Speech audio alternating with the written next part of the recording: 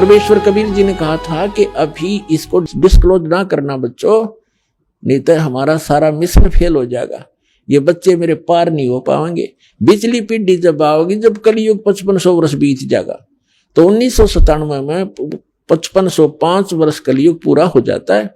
उस समय इस दास को परमेश्वर आकर मिले थे, कबीर परमेश्वर, और उन्हें संकेत कर दिया था कि बच्चा बेशक से सतनाम का तो दान करना शुरू कर दिया। 1994 में दास ने ये दीक्षा देना प्रारंभ किया था अपने पूज्य गुरुदेव जी के आदेशानुसार, और 1997 में मेरे गुरुदेव जी शरीर छोड़कर गए थे 26 जनवरी 1997 को। फिर परमात्मा मुझे मिले, मैं असमंजस में था कि ज्ञान कंप्लीट दास के पास, और अभी तक धर्मदास जी को भी ये कह रखा है कि धर्मदास मेरी लाख दुआई, ये सार शब्द कहीं बाहर ना जाए। तो उस समय तक दास ने विशेष ये सार शब्द नहीं बताया था, सतनाम अवश्य देना प्रारंभ कर दिया था। तब परमात्मा आए और कहा बेटा शुरू कर दे, डोंट वरी, अब आ गया वो समय। तो पुण्यात्मा ये वो समय है, इसके लिए सभी महापुरुषों से कहा था कि धर्मदास मेरी लाख दुहाई, ये सार शब्द कहीं बाहर ना जाई, सार शब्द बार जो पढ़ी, ये बिजली पीढ़ी हंस नहीं तरी। फिर कहा था कि सार शब्द तब तक छुपाई जब तक द्वादश पंथ ना मिट जाई। अब काल ने कहा था कि जब परमात्मा के आए थे अपने पुत्र जोगजीत के रूप में, तो इस काल भगवान से वार्ता हुई थी। तब काल भगवान ने पूछा था कि आप कहां जा रहे हो? तो परमेश्वर ने कहा था मैं नीचे जाऊंगा तेरे ब्रह्मांडों में, और तूने सबको मिसगाइड कर दिया, भगवान का नाम और निशान मिटा दिया, अपनी महिमा का गुणगान करवाता है, झूठे मंत्र जाप करवा के इनको यहीं डाले रखता है, क्या बुरा हाल कर दिया तुमने। मैं वहां जाके बताऊंगा सबको, और तेरा भंडा फोड़ करूंगा, बताऊंगा कि तू काल है, तू भगवान नहीं है। तब उसने पहले तो बहुत बदमाशी की, फिर पार नहीं बसाई भगवान के सामने, उनकी शक्ति के सामने वो बहुत फिर टेमू हो गया, फिर पैर पकड़ लिए, फिर प्रार्थना की थी कि 3 युगों में जीव ना ले जाना, वचनबद्ध कर लिया भगवान का, और चौथे युग में कितने ही ले जाना, आप कितने युग जीव ले जाना।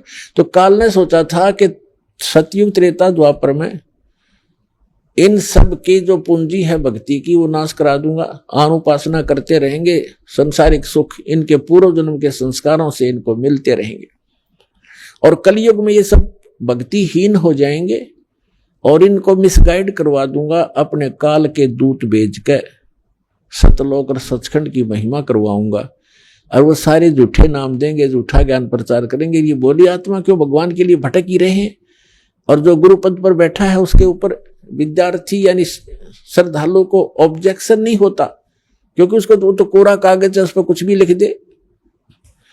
तो उस समय काल ने कहा था कि 12 पंथ करूं मैं साजा, और नाम तुम्हारा ले करूं आवाजा।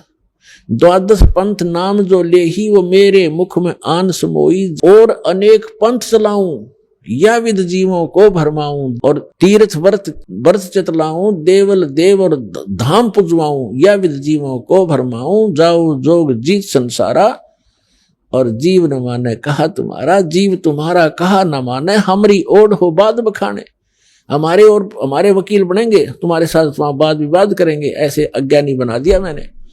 और 12 पंथ करूं मैं साजा, नाम तुम्हारा ले करूं आवाजा, 12 पंथ नाम जो ले ही मेरे मुख में आन सुमोई, और अनेक पंथ चलाऊं, उन 12 से न्यारे ये राधा स्वामी पंथ है, ये जड़ है, मूल है इस काल का।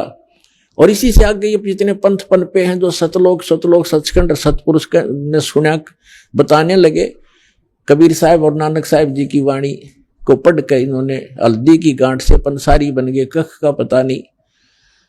तो ये जो पंथ है ये काल के चलाए हुए पंथ हैं। तो धर्मदास जी को और इन सभी महापुरुषों से कहा था कि यदि तुमने इसे अभी से डिस्क्लोज कर दिया तो काल के दूत भी यही ज्ञान, ये मूल ज्ञान है जो दास आपको दे रहा है, ये हो मुख्य ज्ञान, वास्तविक ज्ञान, तत्व ज्ञान, सुख संवेद। तो परमात्मा ने कहा था इसी ज्ञान को ये काल के दूत घोट लेंगे, यही मंत्र देने लग जाएंगे, ये अधिकारी है नहीं, तो इनसे उपदेश प्राप्त करने वालों को भी कोई लाभ नहीं होना, क्योंकि अनधिकारी से बनवाया हुआ एक पासपोर्ट भी काम ना करे।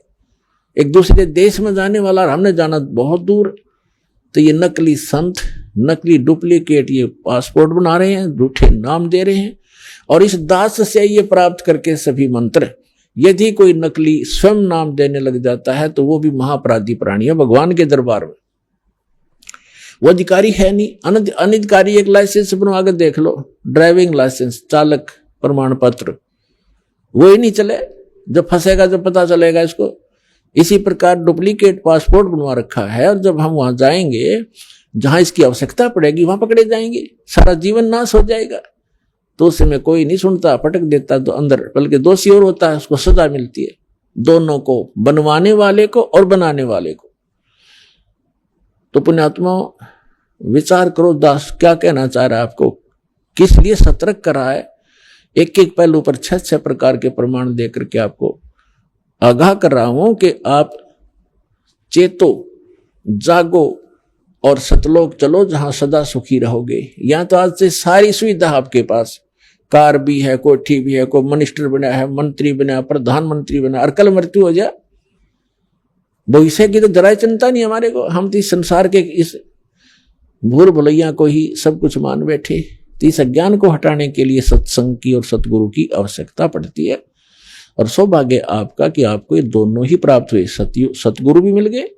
सतगुरु मिल गए तो फिर तत्व ज्ञान और सत्य ज्ञान और सतनाम और सारा नाम सारा ही मिलेगा।